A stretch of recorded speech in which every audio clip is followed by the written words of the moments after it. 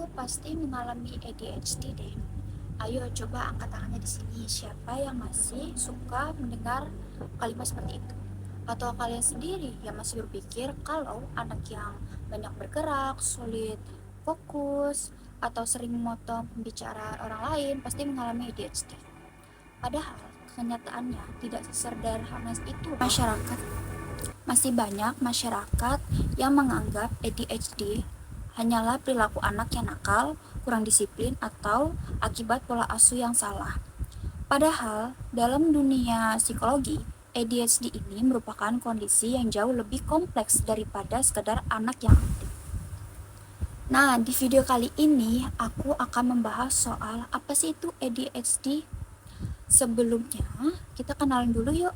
Halo, perkenalkan, nama aku Aulia Dwi Indrita, biasa dipanggil Indri. Aku berasal dari Universitas 17 Agustus 1945 Samarinda, yang lebih tepatnya mahasiswa dari Fakultas Psikologi.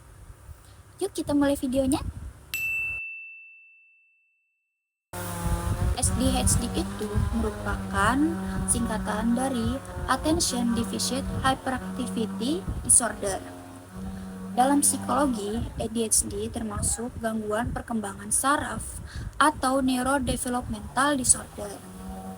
Artinya, terdapat perbedaan pada perkembangan dan fungsi otak yang mempengaruhi kemampuan seseorang dalam memusatkan perhatian, mengendalikan perilaku, serta mengontrol impuls.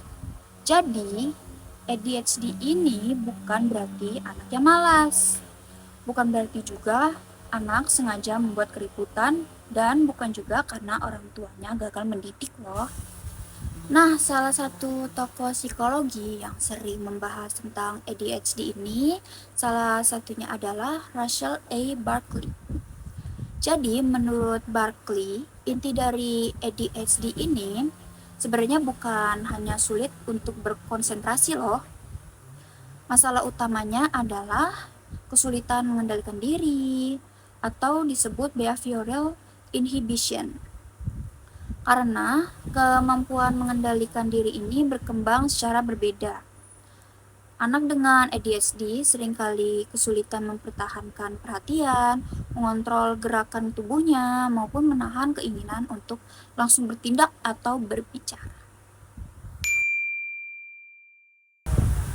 Sekarang coba kamu bayangkan, kamu sedang berada di sebuah pusat perbelanjaan yang cukup ramai.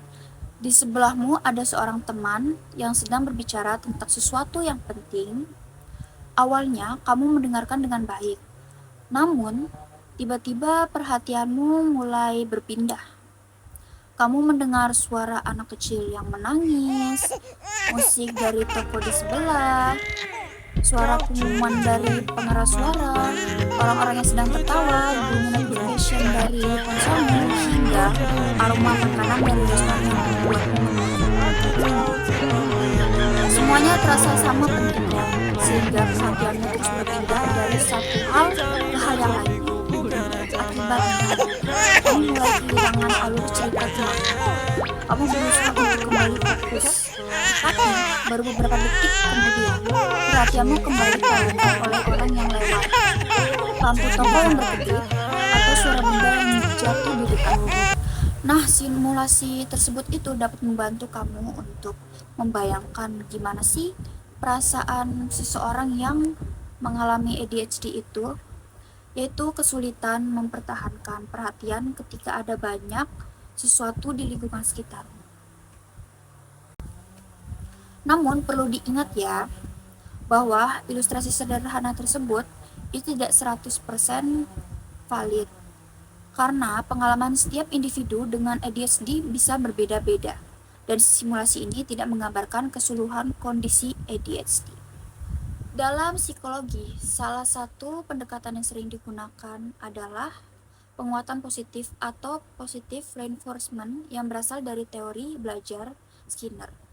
Artinya, ketika anak berhasil menunjukkan perilaku yang diharapkan, misalnya mampu menyelesaikan tugas atau duduk tenang dalam beberapa menit, kita memberikan pujian atau penghargaan sederhana.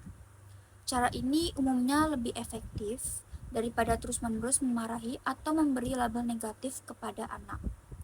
Selain itu, orang tua dan guru juga dapat membuat jadwal yang teratur, memberikan instruksi yang singkat dan jelas, serta menciptakan lingkungan belajar yang minim gangguan agar anak lebih mudah berkonsentrasi. Dengan video ini, aku ingin mengajak kita semua untuk mengubah cara pandang kita kepada anak ADHD.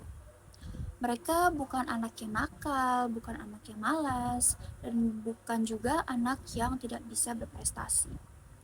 Mereka hanya memiliki cara kerja otak yang berbeda, sehingga membutuhkan pendekatan yang berbeda pula. Dengan pemahaman, dukungan, dan penanganan yang tepat, anak dengan ADHD dapat berkembang, belajar, dan meraih prestasi seperti anak-anak lainnya. Karena itu, daripada memberi label, mari kita mulai memahami apa sih itu ADHD. Terima kasih sudah menonton video aku. Semoga video aku dapat memberikan manfaat yang baik untuk diri aku dan kita semua.